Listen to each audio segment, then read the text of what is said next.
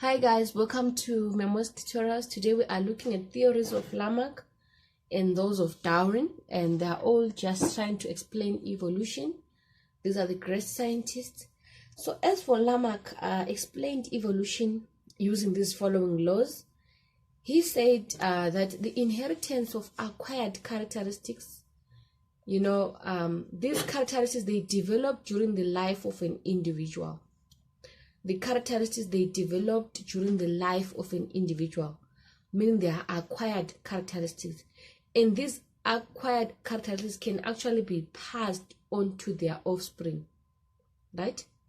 The inheritance of acquired characteristics, they can also be passed to what? To the next generation, to the next offspring.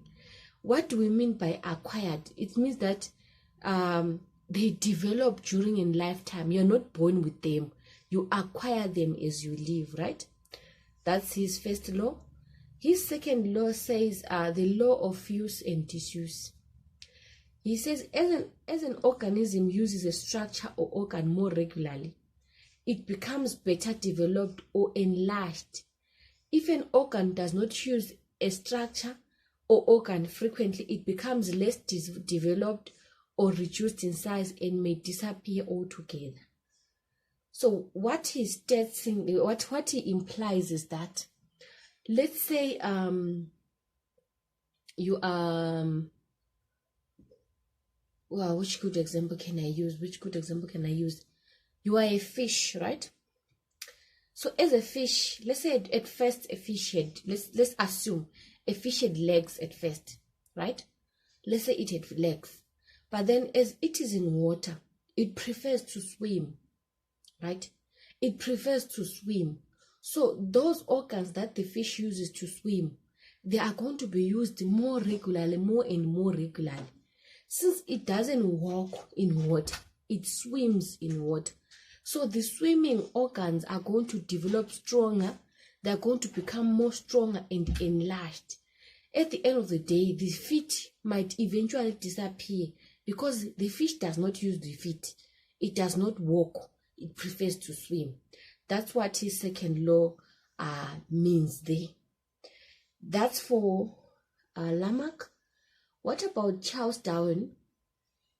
So as for Charles Darwin, he explained evolution in terms of natural selection, which states that there is a great deal of variation among members of the same species, number one. There is variation among members of the same species, number one. Number two, organisms with favorable characteristics which enable them to cope with the changes or the challenges in the environment, they are the ones that are going to survive. Meaning the surviving ones are the ones that are going to pass their genes to the next generation to produce offspring. Those that are not able to survive, like their generation will end there. Okay, so to explain this one, I can give an example of, let's say where we are, people are cutting all the short trees, they are cutting all the grass and the short trees, and now you remain with the tall trees. So with those tall trees that you remain with, only remember, there's a variation among members of the same species. They are not all the same, right? Only those that are able to feed on tall branches are the ones that are going to survive and are the ones that are going to actually have offspring. Those that will fail to feed on the tall trees, they are actually going to what? To die and become extinct.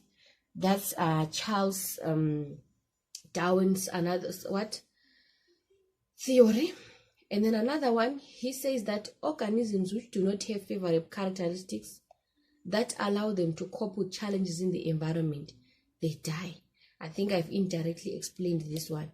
To say if you are unable to survive in that particular environment, you die. And your genes cannot be passed over to the next generation, right?